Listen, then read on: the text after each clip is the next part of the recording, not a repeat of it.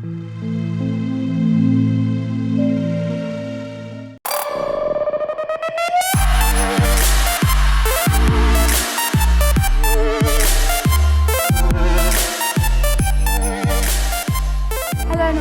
to Young Money. My name is Nozi Pombanjwa. Today we're coming to you from the studios of Mr. Theo Ngobeni. He is the mastermind behind one of Africa's fastest growing male and female luxurious brands. It's called Mr.Slimfit. And today we're going to hear how this young man from Pretoria has captured the Johannesburg fashion industry and how he came to be known as one of South Africa's top 50 best dressed males.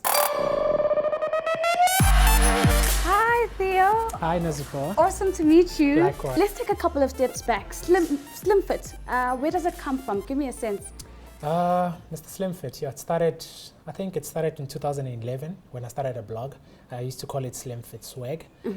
Reason being, growing up, I used to love slim stuff, you know, being skinny and tall. It was a problem for me finding things that fit. Yeah. So I found a guy who was a tailor who could do alterations for me. Literally everything that I used to buy, I used to take to him so that he can, you know, taper them and bring them in.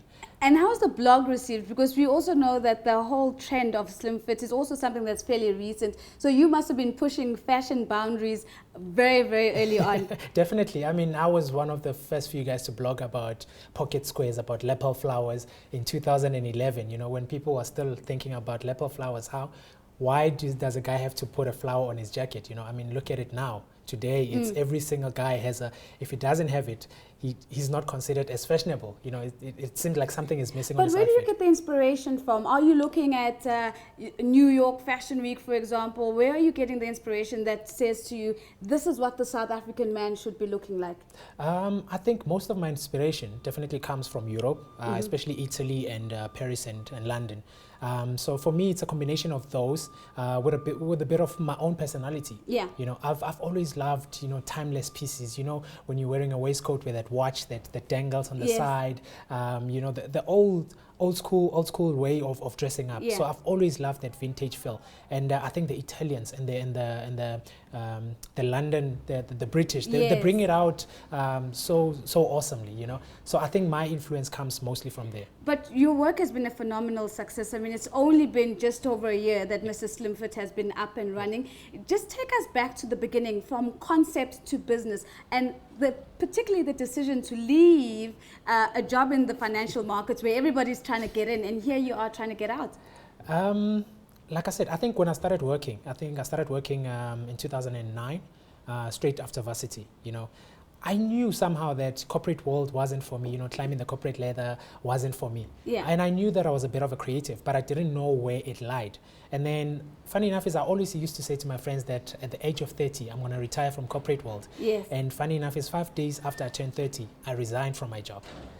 So how that came about, it started with a blog. You know, in the 2010s, 2011s, I started blogging, and it became something that I really like. Yeah, I want to take a quick look at some of your pieces, but let's talk about the fear of starting as an entrepreneur and the money.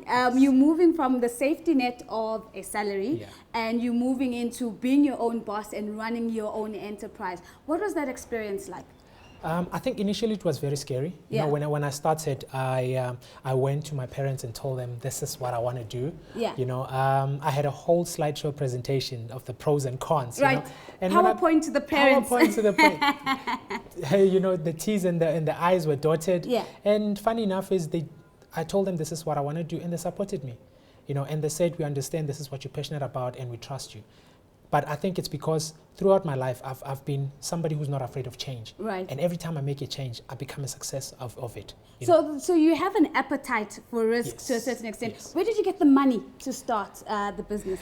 My savings, my personal savings. I had to cash in my pension fund and everything and put everything into my business and, you know, running my life as well, you know, managing from day to day.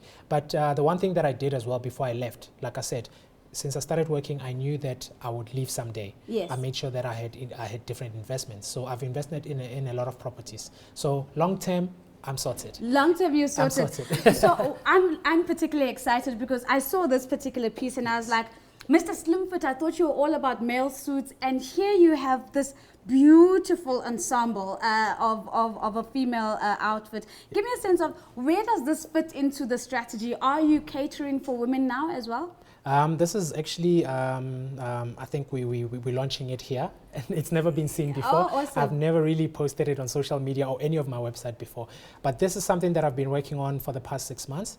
My wife always has the same issues that I have. She can't find what she's looking for in the shops. Yeah. And she's always showing me all these pictures she gets from Instagram and says, I'd love to have this, I'd love to have this. And I realized that her frustration might be my vision. Oh, wow. And that's how it started. And I said to her, you know what, let us make something for you, you know. And my wife is in corporate, she's an investment banker. So I said to myself, you know what, suits is one thing that she loves wearing. Yeah. And I said, let me make a suit for her, but let me not just make a typical suit. Let me make it fun, but serious at the same time. So that's when we started with this one here. You can see it's a bit of checks here, yes. but it's still very, very corporate and very...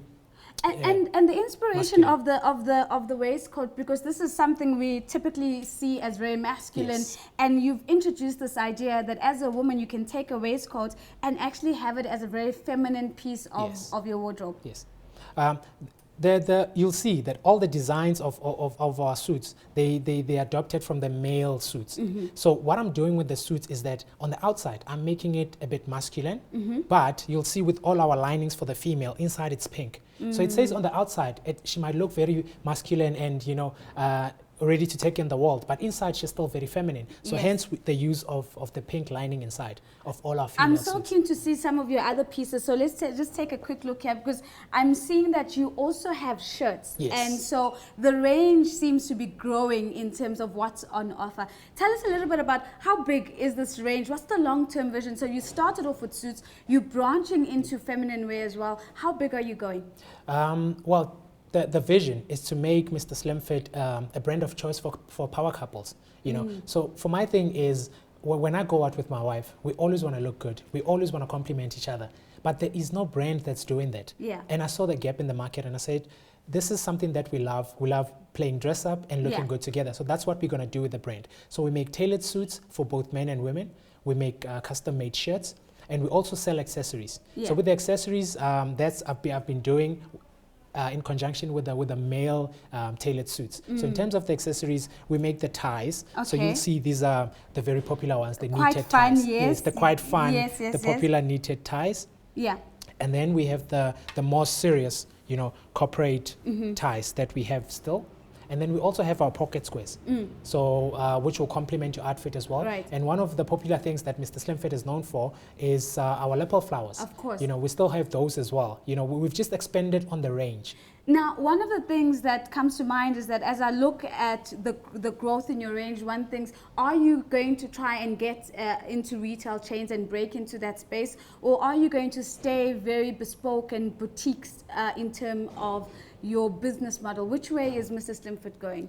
It's definitely going to stay very boutique and very high-end, you know, custom-made items. So in terms of what we're going to do, our plan in the long term is would have a fabric like this, you know, to make a female suit. But we'll only have a fabric that can make about 5 suits. Oh, I see. So there's only 5 of you that could potentially have, own this type and of this is suit. really beautiful because it's actually got that playful pink on the inside, which is absolutely stunning. Yes, this is still the female suits. As I said before, inside the lining is it's pink because of the femininity. Outside it looks very, you know, very masculine because double-breasted are mostly associated with men. But this must be a source of pride for you. Yes. Made in South Africa. And we don't see that quite often. Yes, yes. With this, I've decided, you know what, instead of going and manufacturing in Hong Kong or somewhere where it's going to be cheap in labor, I decided to invest in my own country.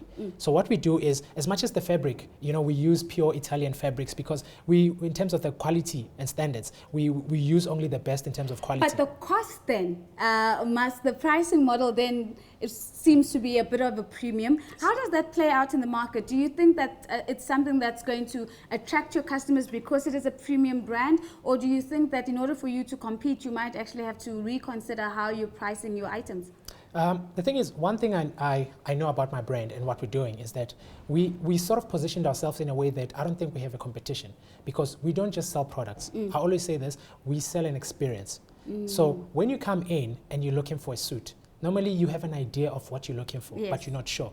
I sit down with my clients. I help them design what they're looking for. If they have an event to attend to, or if it's for work. So I always say our outfits are divided into two. We have occupation and occasion. Right. So if you're looking for occupation, you come and say, listen, I'm looking for a business suit. This is the type of person I am.